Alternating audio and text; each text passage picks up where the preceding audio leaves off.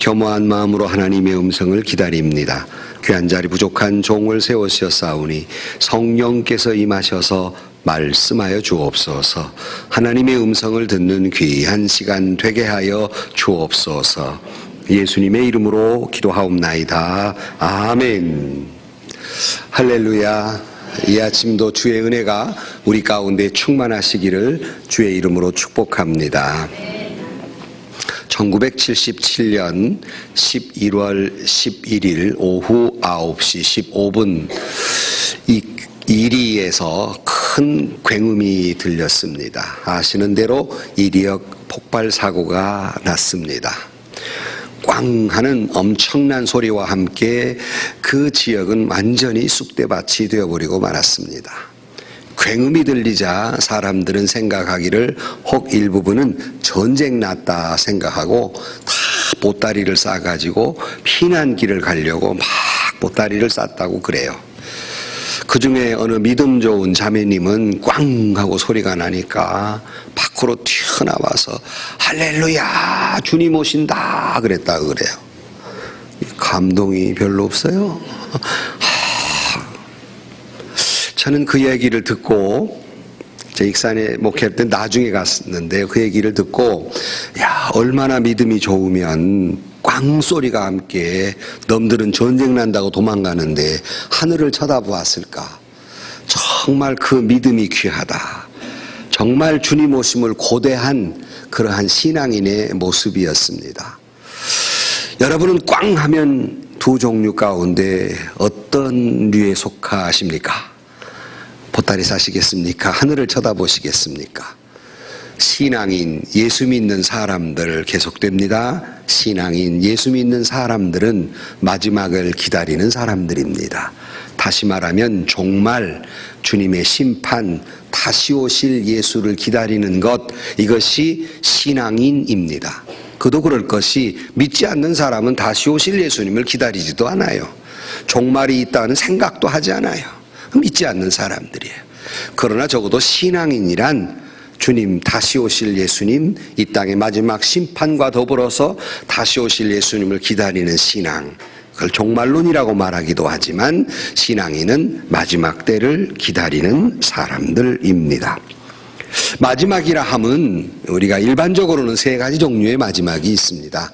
하나는 계절적 마지막이죠. 우리는 계절의 시작점인 봄에 있습니다마는 분명코 반드시 겨울은 오고야 말 것이고 결산과 심판의 계절이 반드시 오고야 말 것입니다. 그래서 계절적 마지막이 있어요. 그런가 하면 개인적인 마지막이 있습니다. 이 말은 태어나는 순간이 있는가 하면 죽는 순간이 있다고요. 그래서 모든 인간은 태어나고 모든 인간은 생명을 가진 존재는 죽습니다. 그래 종종 소개한 대로 한 로마의 황제는 자기 신하들에게 아침 인사, 굿모닝이 아니라 아침 인사가 메멘토 모리라고 해라. 너희들이 나를 보고들랑 메멘토 모리라고 인사를 해라 그랬어요. 그 메멘토 모리라는 것이 왕이여 죽음을 기억하십시오 하는 말이에요. 죽음이 있다는 것을 기억하십시오. 이게 아침 인사예요. 우리 같으면 재수없이 그래가지고 4층도 싫으니까 F층이라고 그러고 사자를 그렇게 싫어할 수가 없어요. 죽기 되게 싫은가 봐요. 아버지간에. 그 메멘토 모리, 죽음이 있다는 걸 기억하십시오. 그게 인사였어요. 개인적인 다 죽음이 있습니다. 그런가 하면 우주적인 종말이 있습니다. 다시 말하면 우리가 신앙하는 대로 주님이 다시 오셔서 이 땅을 심판하고 영원한 나라를 이룰 다시 오실 예수 그리스도를 기다리는 신앙, 종말론적 신앙입니다.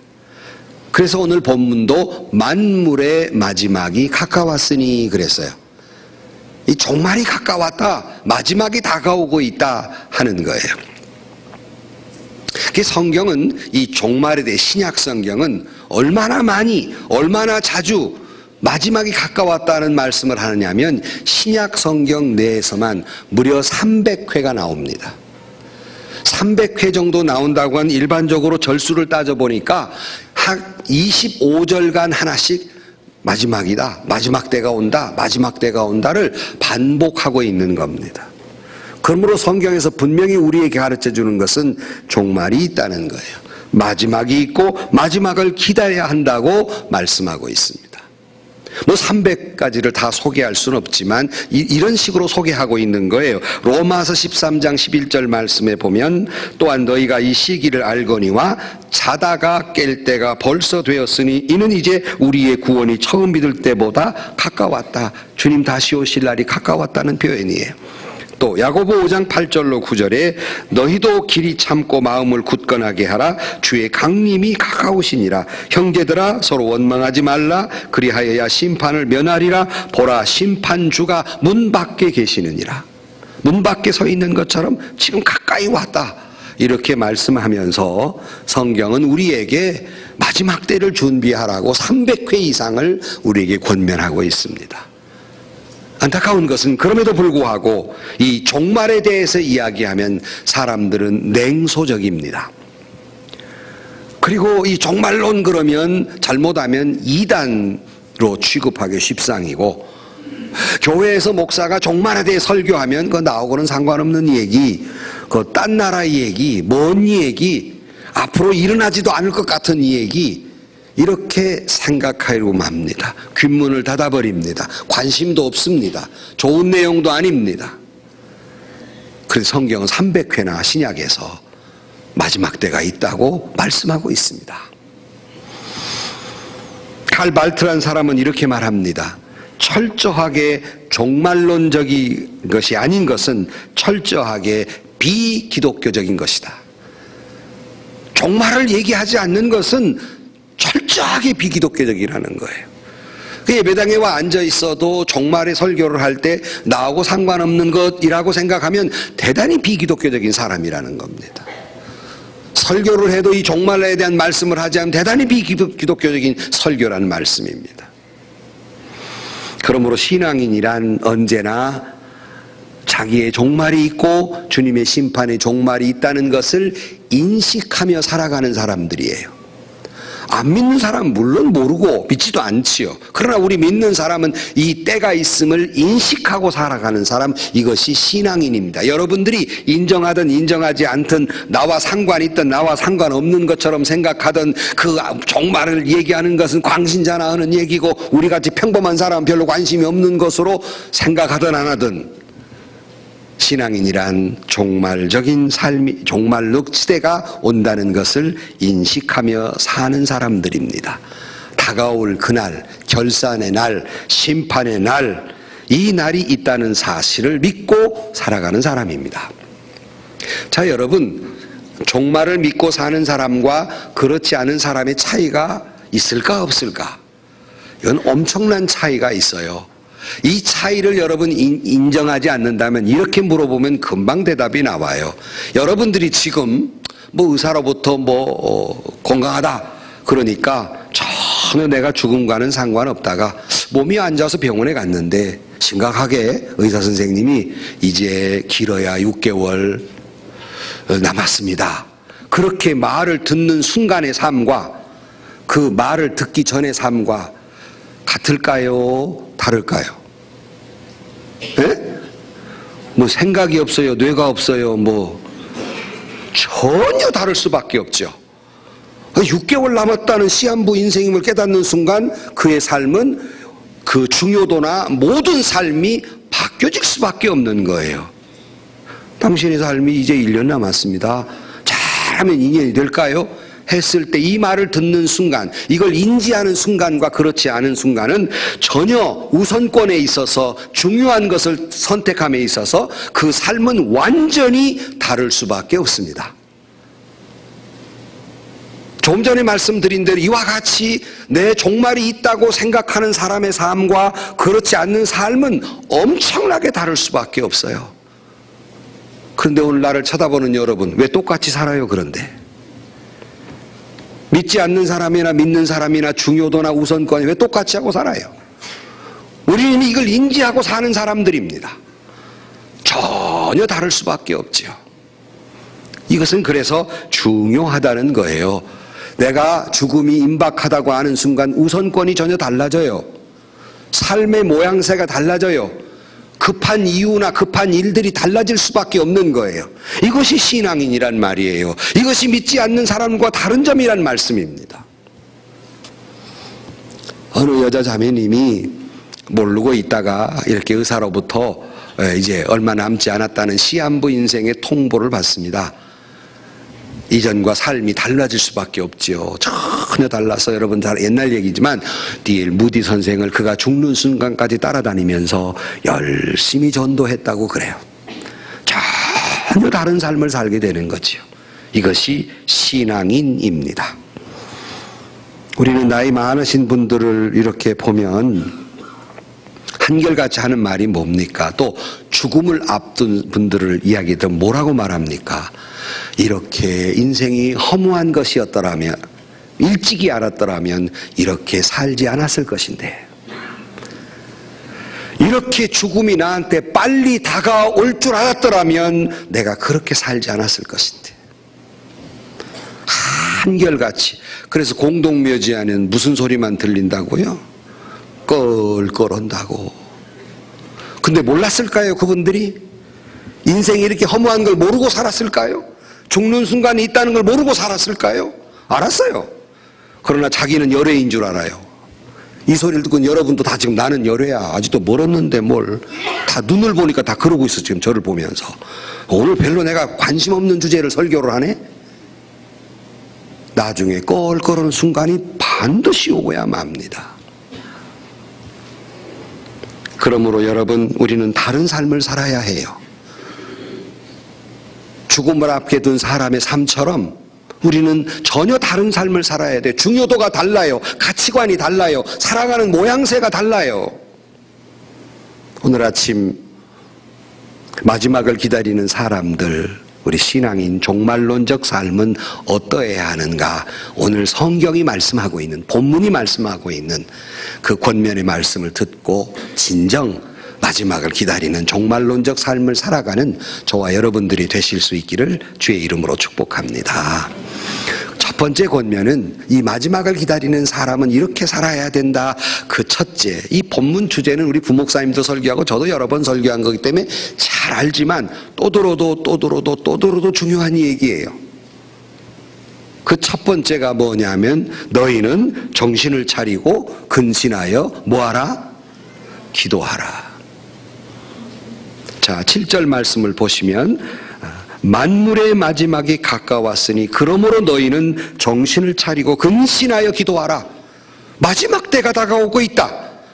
그러니 성경이 권면하는 것, 그것은 베드로 사도를 통해 우리에게 말씀하시는 것, 정신을 차리고 근신하여 기도하라. 정신 차려라 하는 거예요.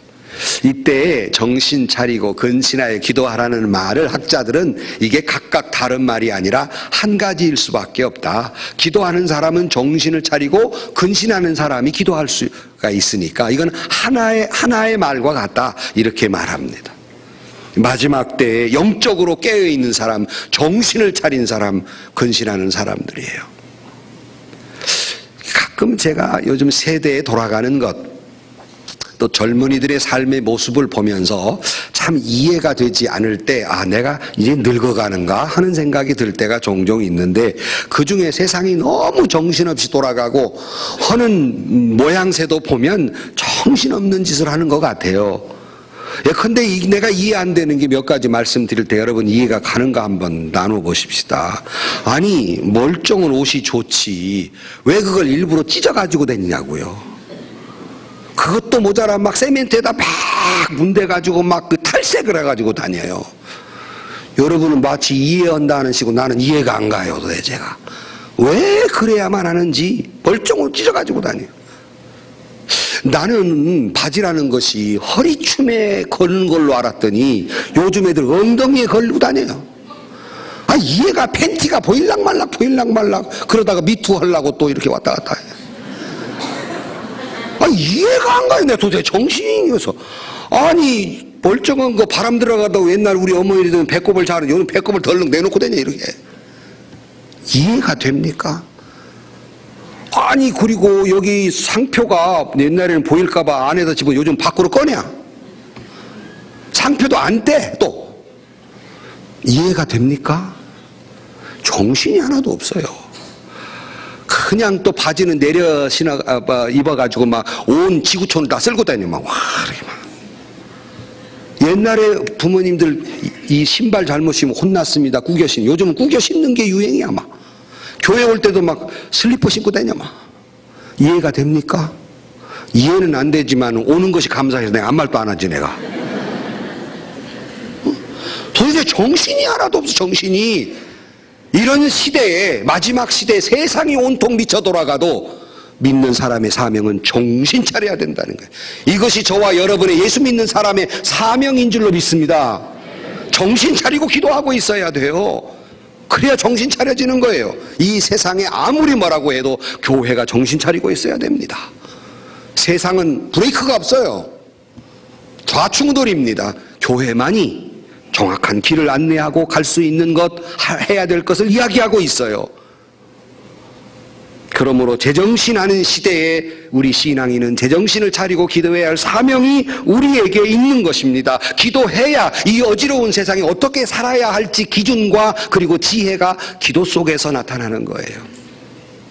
그래서 야고보 1장 5절 말씀에 너희 중에 누구든지 지혜가 부족하거든 모든 사람에게 후히 주시고 꾸짖지 아니하시는 하나님께 구하라 그리하면 주시리라 그랬어요.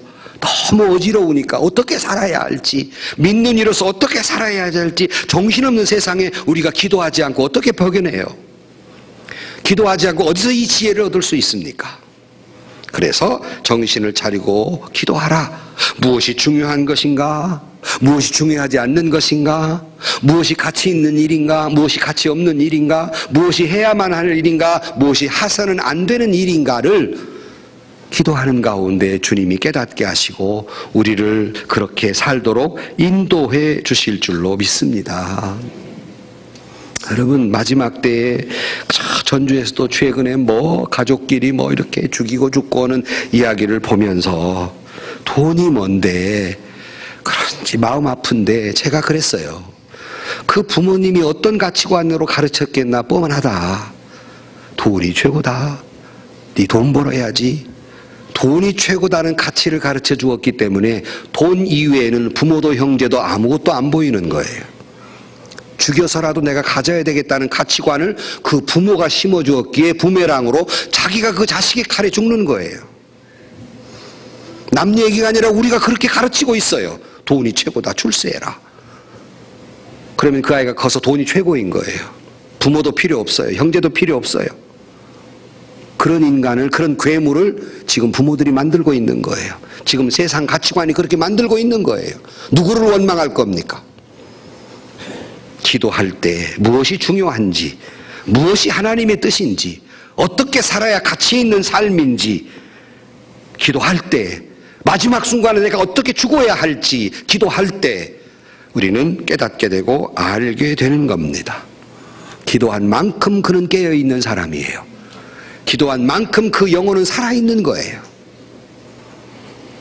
그래서 마태복음 26장 41절 말씀에 시험에 들지 않게 깨어있어 기도하라 그랬어요. 기도하지 않으면 시험에 든단 말이에요. 기도하지 않으면 마귀 유혹에 빠진단 말이에요. 기도를 쉬는 건 죄라고 성경은 말합니다. 여러분 기도하지 않는 것을 아무것도 아닌 것처럼 생각하지만 성경은 기도를 쉬는 건 죄다 그랬어요. 죄입니다. 여러분 스스로를 방치해 두는 거예요. 여러분의 육도 여러분의 영혼도 사탄에게 내어버리는 거예요. 이건 죄입니다. 기도하지 않는 건 죄입니다. 그러나 기도하는 사람은 승리합니다. 기도하는 사람은 문제 해결을 받고, 기도하는 사람은 땅을 유업으로 받고, 기도하는 사람은 용서를 받고, 기도하는 사람은 하나님이 기적을 베풀어 주시고, 기도하는 사람은 마음의 평안을 얻고, 기도하는 사람은 지혜를 얻게 되고, 기도하는 사람은 임마누엘의 축복을, 주님이 그와 함께하는 은혜를 누리며 살게 될 줄로 믿습니다. 그러니까 이 미쳐서 바삐 돌아가는 세상 속에서 정신 차려야 돼요. 그래서 루터가 한 말이 있잖아요. 나는 너무너무 바쁘다. 바빠서 기도한다. 근데 여러분 기도하라 뭐라고 그래요? 목사님 너무너무 바빠가지고 기도할 시간이 없다고. 루터는 반대 얘기해요. 너무 바빠서 기도한다. 그럼 어떻게 해야 되나 여러분에게 물을게요. 여러분 막 바삐 다른박질하면 심장이 더 뛸까요? 안 뛸까요? 바삐 뛰어가면 뛰어요? 안 뛰어요? 여러분 느리게 뛰어요? 바삐 뛰어요. 왜 뛸까요? 바쁘니까 혈액을 공급을 잘 해줘야 일을 할 수 있기 때문에. 이와 같아요. 바쁘면 기도를 더 많이 해야 하나님의 은혜와 능력 속에서 그 모든 일을 실수 없이 살아낼 수 있는 거예요. 여러분, 바빠서 기도 못합니다 라는 말이 아니라 바빠서 기도합니다 라고 고백하며 살기를 주의 이름으로 축복합니다. 옆에 사람하고 바빠서 기도합니다. 시작. 이제 내일 새벽 예배 미어 터지네. 이제 바빠서 기도해야 돼. 다 기도해야 되니까 전부 다 지금 미어 터져. 지금 바빠서 기도합니다. 바빠서 기도하지 않고 어떻게 지혜를 얻을 수 있어요? 이런 말이 있어요. 마이어라고 하는 사람이 이런 말을 해요. 하나님의 선물은 맨 아래 선반에 있기에 엎드린 사람만이 그 선물을 받을 수 있다 그랬어요. 기도하는 사람만이. 엎드리는 자에게만이 주어집니다. 스펄전 목사님이 이렇게 말합니다. 모든 기독교의 덕행은 기도 속에 숨어 있다 그랬어요. 모든 덕의 근본은 기도하는 데 있어요. 여러분, 기도하느냐 기도하지 않느냐는 운명이 결정이 되는 일이에요. 누구든지 하나님의 인도하심을 구할 때 기도해야 되는데 기도하지 않기 때문에 교만해지고, 기도하지 않기 때문에 마귀에게 시험받고, 기도하지 않기 때문에 하나님의 역사를 체험하지 못하고, 기도하지 않기 때문에 고집만 나오고, 기도하지 않기 때문에 분노만 있고, 기도하지 않기 때문에 시험 드는 거예요. 잠언 3장 5절 말씀에 이렇게 말합니다. 너는 마음을 다하여 여호와를 신뢰하고 내 명철을 의지하지 말라. 너는 범사에 그를 인정하라. 그리하면 내 길을 지도하시리라. 이 험한 세상, 이 분주의, 이 바삐 돌아가는, 정신없이 돌아가는 세상에 기도할 때 하나님은 저와 여러분에게 갈 길을 인도하시고 지도해 주실 줄로 믿습니다. 그래서 우리 믿는 사람은 이 마지막 시대에 정신 차리고 기도해야 할 사망이 우리에게 있는 것이 옳시다.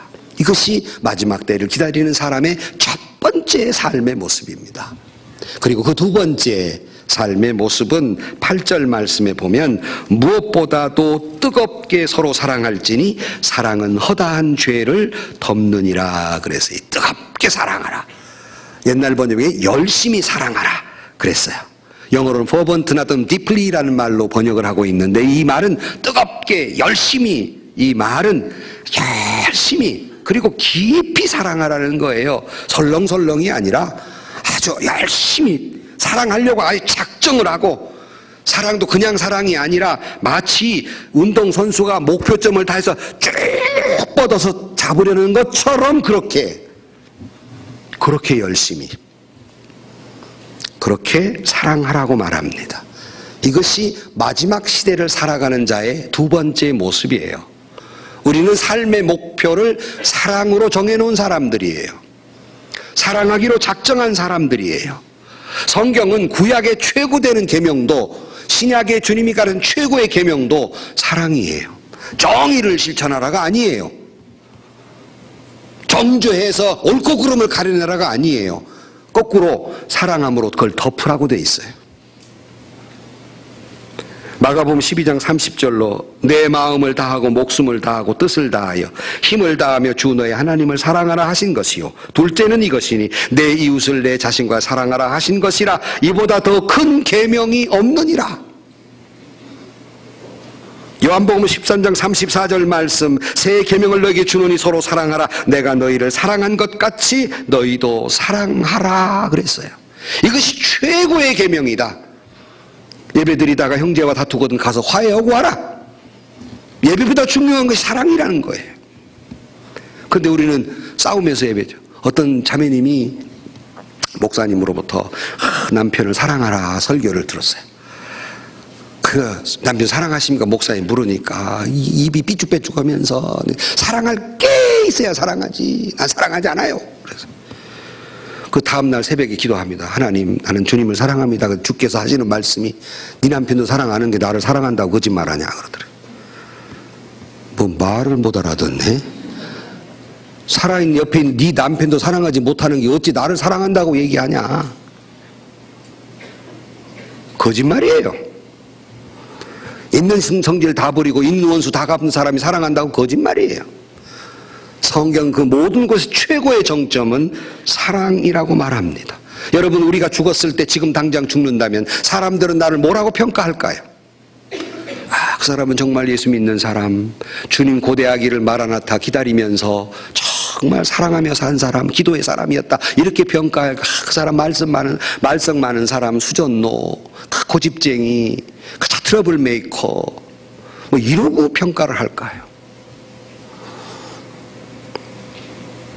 로마서 12장 19절 말씀에 내 사랑하는 자들아 너희가 친히 원수를 갚지 말고 하나님의 진노하심에 맡기라.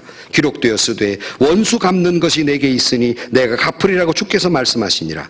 내 원수가 줄이거든 먹이고 목마르거든 마시게 하라. 그리함으로 내가 숯불을 그 머리에 쌓아 놓으라 그랬어요.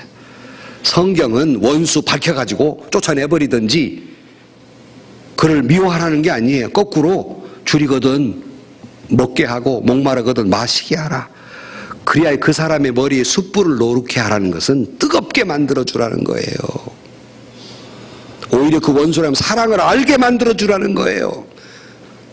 뜨거워 견딜 수 없는 그 사랑에 견딜 수 없게 만드는 것이 이 세상의 죄를 없애는 것이지, 원수 갚고 원망하고 결단하고 쫓아내고 이게 아니라는 거예요. 이게 우리를 정결케 하는 게 아니라는 거예요. 성경은 이 모든 우리를 거룩하게 하고 정결케 하는 것은 뜨겁게 사랑하는 것이라 하는 거예요. 마지막 한순간이라도 필요한 것은 사랑이에요. 원망하고 불평하고 정죄하는 것이 아니라 남은 세월 산다면 사랑해야 되잖아요. 우리는 너무 길다고 생각하기 때문에 사랑하지 않아요.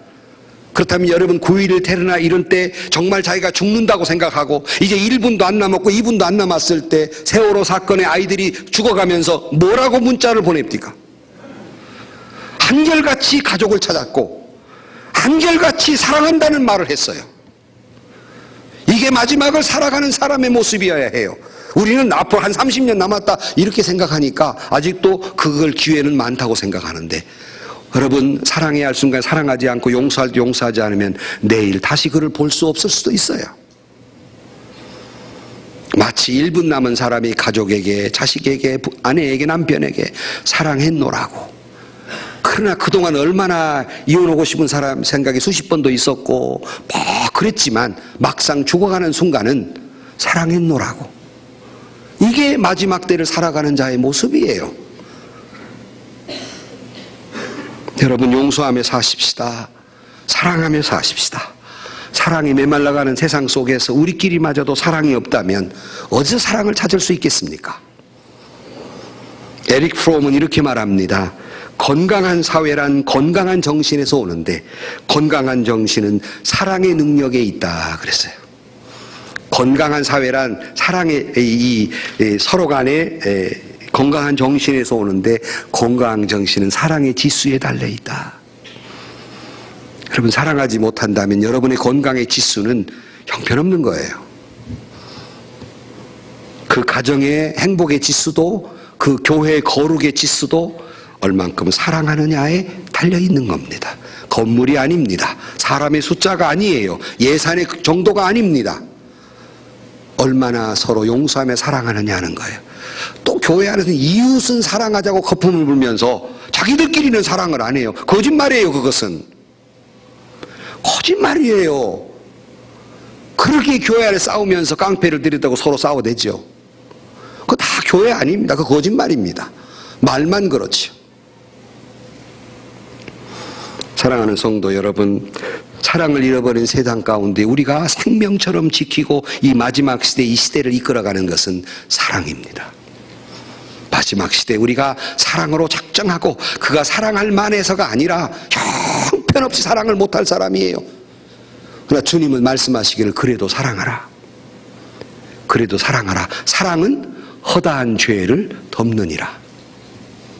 우리는 죄를 밝혀서 우리 교회를 깨끗하게 만들어야 되고 죄를 밝혀가지고 정죄가 쫓아내버려야 되고, 성경의 방법은 그게 아니에요. 사랑을 해서 덮어주어라. 그리고 그의 머리를 뜨겁게 만들어 주어라. 이게 하나님의 방법입니다. 세상의 방법으로 살지 마시고 마지막 때를 기다리는 사람으로서 사랑하며 서로 잘못을 덮어주며 원수라도 사랑을 창조해 가면서, 이것이 예수님의 방법입니다. 그러기에 주님께서 이 땅에 오셔서 십자가에 달려 물과 피를 쏟으시며 저와 여러분이 사랑할 만한 가치가 없는 사람들인데 용서하며 사랑하셨어요. 이게 주님이 우리에게 가르쳐준 마지막 시대의 사랑입니다. 사랑할 만해서가 아니라 사랑할 수 없는 도저히 사랑이 불가능한 사람을 그래도 주님의 이름으로 사랑하는 것, 이것이 마지막 시대의 사랑입니다. 여러분, 우리 모두가 이 주님 닮은 이 사랑의 사람으로 살아가기를 주의 이름으로 축복합니다. 또 세 번째로는 은사를 받은 대로 서로 봉사하라 그랬어요. 오늘 9절 이하에 보면 서로 대접하기를 원망 없이 하고 각각 은사를 받은 대로 하나님의 여러 가지 은혜를 맡은 선한 청지기 같이 서로 봉사하라 그랬습니다. 서로 봉사하라. 원망 없이, 불평하지 말고, 원망하지 말고, 정죄하지 말고 오히려 서로 간에 봉사하라 하는 말입니다. 근데 여기 선한 청지기 같이란 말을 하고 있어요. 이 말은 저와 여러분에게는 모든 것은 하나님이 맡겨주신 것이라는 거예요. 예컨대 우리의 목숨도, 우리의 재산도, 우리의 재능도, 우리의 지능도, 우리의 건강도, 우리의 위치도, 우리의 직분도 하나님이 나에게 잠시 맡겨준 거예요. 근데 뭘 하라고 맡겨주었느냐? 봉사하라고 맡겨줬다는 겁니다. 내가 오늘 살아가는 이유도 봉사하고 섬기기 위해서이고, 내가 재산이 많건 적건 내게 재물이 있는 것도 섬기며 봉사하라고 있는 것이고, 내게 남들 못지않는 재능이 있다면 그것도 남들을 위해 살라고 내게 재능을 맡겨주신 것이라는 겁니다. 남이 나를 그렇게 안 해준다고 원망하고 불평하지 말고 네가 가서 그것으로 봉사해 주라는 거예요. 서로 봉사하라는 거예요. 서로. 우리는 말로 봉사하고 몸으로 봉사하는데 본문 11절 말씀에 말로는 이렇게 봉사하라고 그럽니다. 누가 말하려거든 하나님의 말씀을 하는 것 같이 하고, 우리 말로 봉사는 또 이 말대로 그대로 말하면 때로는 복음을 전하고 설교를 하고 사랑을 말하고 하나님의 뜻을 말하는 것, 이것으로 봉사해라. 원망과 저주는 다 저리 보내고 불평은 저리 보내버리고, 그 다음에 몸으로 봉사하는, 그 다음에 보면 누가 봉사하려면 하나님이 공급하시는 힘으로 하는 것 같이 하라. 내 힘으로 하는 것이 아니라 하나님이 공급해 주는 힘으로 하라. 그 목적은 뭡니까? 이는 범사에 예수 그리스도로 말미암아 하나님이 영광을 받으시게 하려 함이라. 결국 이와 같은 목적은 하나님께 영광을 돌리는 거예요. 자, 여러분, 이치가 이렇습니다. 마지막 시대를 살아가는 신앙인은 내게 있는 모든 것은 주님이 나에게 잠시 맡겨주신 것이요, 그걸 가지고 이웃을 위해서 봉사하는데 그 목적은 하나님께 영광을 돌리기 위하여입니다. 나는 없는 거예요. 주님께 영광을 돌리기 위하여 그렇게 하라 하는 거예요. 이렇게 말하면 잘 이해가 잘, 어떻게 하라는 거 구체적으로 잘 알기 어려운데 이렇게 이해를 조금 들을 수가 있어요. 여러분들이 마음속에 내가 살아가면서 누군가에게 뭔가 도와주고 또 장학금도 좀 주었으면 해서 여러분들이 없는 살림에 모아서 장학금을 준다고 칩시다. 열심히 벌어서 그 장학금을 증여하면서 자기를 나타내는 건 그건 신앙인의 모습이 아니라는 겁니다. 없는 살림에 내가 모아서 열심히 일해서 장학금을 주더라도 이것은, 형제여, 이것은 내가 당신에게 주는 돈이 아니라 하나님이 내게 잠시 맡겨주신 돈으로 하나님이 주시는 것이고 나는 도구일 뿐입니다. 나는 전달자에 불과합니다. 하나님이 내게 맡겨둔 것 다시 당신에게 돌려드립니다. 이런 마음으로 하라는 거예요. 여러분, 눈동자를 보니까 전혀 동의하지 않아요. 그냥 라면 한 박스만 가져가도 사진 찍어야 되고 신문에 놔야 되고 잘했다 칭찬받아야 되고, 그러나 우리는 그 목적이 아니에요. 내 가진 모든 것으로 봉사할지라도 나는 없는 거예요. 하나님의 영광만이 드러나는 거예요. 이는 범사에 그리스도로 말미암아 하나님이 영광 받으시게 하려 함이라. 이것이 마지막 시대를 살아가는 자의 섬김입니다. 오늘 또 여러분 서로 봉사해서 하나님의 영광을 드러내시기를 주의 이름으로 축복합니다. 오늘날 사회나 교회나 서로 이간질하고 서로 정죄함으로 말미암아 원망과 분노가 팽배해진 이 사회 속에서 마지막 시대의 교회의 모습이 아닙니다. 서로 섬기는 자로서의 삶을 살아야 해요. 간디가 이렇게 말했습니다. 봉사를 위해 보낸 삶이 오직 열매 맺는 삶이다. 우리 모두는 하나님이 우리에게 생명을 지어서 보내주신, 이 세상에 보내준 까닭은 섬기라고 보내주셨다는 거예요. 높은 자리가 섬김을 받으려는 것이 아니라 높은 자리에 올라가도 섬기라고 우리를 그 자리에 있게 하셨다는 말씀입니다. 헨리 포드는 이렇게 말합니다. 상업은 오직 이익이 목적이라고만 생각해왔다. 그러나 이것은 잘못된 것이다. 상업의 목적은 봉사에 있다. 이른바 상업윤리는 숭고한 직업정신의 기초를 두어야 한다 그랬어요. 경제나 상업이나 결국 가서 추구하는 목적이 이윤이지만 이익을 창출하는 것이 기업하는 목적이죠. 그러나 그 궁극적인 목적은 그걸 가지고 섬기기 위해서이다는 거예요. 봉사하기 위해서라는 말씀입니다. 늘 제가 어린 학생들에게 기회 있을 때마다 말하는 것, 열심히 공부해라, 좋은 대학 들어가라, 돈 많이 벌어라, 그걸 가지고 남 위해 써라. 비슷한 말을 웨슬레가 이렇게 말합니다. 최대한 벌라, 또한 최대한 저축하라, 그리고 최대한 나누어 주어라. 우리는 열심히 돈을 벌어야 합니다. 열심히 아끼고 저축해야 됩니다. 그리고 열심히 나누어 줘야 합니다. 이것이 마지막 시대를 살아가는 신앙인의 사명입니다. 오늘 또 여러분 원망과 불평을 그치시고 하나님이 주신 달란트를 가지고 지위와 물질과 모든 것을 가지고 열심히 봉사하고 섬기는 삶을 사는 이 마지막 시대의 신앙인들이 되시기를 주의 이름으로 간절히 축원합니다. 결론으로 말씀을 드립니다. 1세기경의 로마 제국의 이탈리아의 베스비우스라고 하는 산이 있었는데 이 산 중턱에 한 주민이 한 2천여 명이 살고 있었다고 그래요. 오늘날 갑자기 수염이 덥으니까 노인이 와가지고 이렇게 마을 사람들에게 외치며 다닙니다. 여러분, 저 산은 곧 폭발할 것입니다. 그러니 여러분에게는 두 가지 중에 하나의 선택의 길이 있습니다. 하나는 하나님 앞에서 회개하고 새로운 삶을 살거나 하나는 도망가는 겁니다. 이사 가는 겁니다. 둘 중에 하나 하시오 그랬어요. 그랬더니 저 노인이 미쳤나? 왜 저러나? 멀쩡한 산을 놓고 왜 폭발한다고 그러나? 하고 비아냥거리고 노인의 광기적인 망언이라고 생각했습니다. 그러나 그 정확히 16년 후에 베스비우스 화산은 폭발해버리고 맙니다. 주후 79년 8월 24일 베스비우스 화산이 폭발해버립니다. 거기에 살던 2,000명은 하나도 남기지 다 죽습니다. 뿐만 아니라 로마의 장군의 역사가인 그 지역 통치자인 폴리니도 거기서 그 마을에 왔다가 죽임을 당합니다. 이 이야기는 그 폴리니의 아들 폴리니 2세가 자기 아버지 이야기를 쓰면서 이것을 기록하고 있습니다. 혹시라도 오늘 종말론적 삶에 대해 설교를 들으면서도 그건 광신자들의 이야기고 나하고는 상관없는 이야기이며 조금은 이상한 얘기고 먼 이야기라고 생각하다가는 오늘 본문의 이야기처럼 이 모든 것들이 반드시 종말이 오고야 말 것이며 준비되지 못한 채 그 마지막을 고하게 될 것입니다.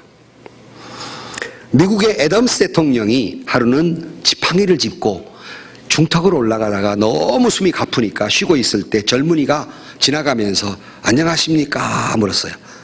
카카 안녕하십니까? 그랬더니 이 애덤스 대통령이 쉬고 있다가 안녕하지 못하다네 그랬어요. 아 왜요? 자네도 알다시피 지금 내 장막집이 무너지려고 해서 이사갈 준비를 하네 그랬어요. 아이고 어디로 이사가시게요? 그랬습니다. 대답이 이렇습니다. 자네도 알다시피 내 나이 70인데 내가 살던 집이 70년이 지나고 보니 지붕은 벗겨졌고 눈은 침침하고 창문은 흐려졌고 기둥은 바람에 흔들리고 들보는 굽어지고 겨우 지팡이를 의지하고 서 있네. 이제 이것마저 견딜 수 없어서 이제 아버지 집으로 곧 돌아갈 것이네 그랬어요. 여러분 육체의 남은 때를 알고 사는 것이 지혜로운 겁니다. 나하고 상관없는 것이 아니에요. 나는 얼마나 영역이 훌륭한지 내가 예언을 하잖아요, 여러분한테. 100% 맞는 예언. 드디어 이단이 나왔다. 내가 늘 예언 뭐라고 그래요, 제가? 빨리 크게 맨날 듣는 소리. 죽는다. 이거는 여러분 전부 내 예언이 틀림없이 맞을 테니까 죽어봐봐요. 한번 봐봐. 틀림없이 죽는다. 이 예언은 100% 맞는 예언이다. 아니, 안 맞을 수 있어요. 주님이 하늘로 그냥 올려갈 사람도 있으니까. 그렇게 되기를 축복합니다. 아멘은 10명밖에 안 해. 틀림없이 죽는다. 주님 오시기 전에는. 여러분, 육체의 남은 때를 아셔야 됩니다. 분명한 것은 여러분의 육체의 남은 때는 지금도 짧아지고 있다는 사실입니다. 말씀드린 대로 내 심장이 뛴다는 것은 살아있다는 증거가 아니라 심장을 통해 내게 하나님 말씀하신다. 빨리 뛰는 만큼 내 삶은 줄어들고 있다. 모르고 긴 날처럼 착각하고 산다면 어리석은 삶을 살아갈 수밖에 없습니다. 인생의 출발점이 있다면 종착점도 있는 것입니다. 여러분에게 묻습니다. 오늘 내가 이대로 끝나도 좋은가? 오늘 이 저녁에 하나님이 나를 오라 하실 때 내가 이대로 끝나도 하나님 앞에 갈 수 있을까? 아니면 부끄럽게 하나님 앞에 갈 수 있을까? 어차피 인생 뭐 있어? 한번 왔다 가는 것? 술이나 실컷 퍼마시고 정신없이 해본 건 못 해본 건 몽땅 해보고 방탕과 유의를 즐기고 인생 뭐 있어? 끝나버리는 건데 이렇게 살아갈 수가 있습니다. 그러나 또는 우리가 이렇게 살 수 있습니다. 기도로 나를 이기고 사랑으로 미움을 이기고 감사로 원망을 이기고 말씀으로 방종을 삼가하고 서로 사랑하고 기도하고 대접하고 봉사하며 살아갈 수 있습니다. 둘 중에 하나는 여러분에게 선택에 있습니다. 여러분 어떻게 사시겠습니까? 마지막 시대를 살아가는 신앙인은 정신을 차리고 기도하는 사람입니다. 열심히 뜨겁게 사랑하는 사람들입니다. 주신 바 모든 것을 가지고 섬기는 사람, 봉사의 사람입니다. 마지막 시대를 이렇게 살아가는 저와 여러분들이 되시기를 주의 이름으로 간절히 축원합니다.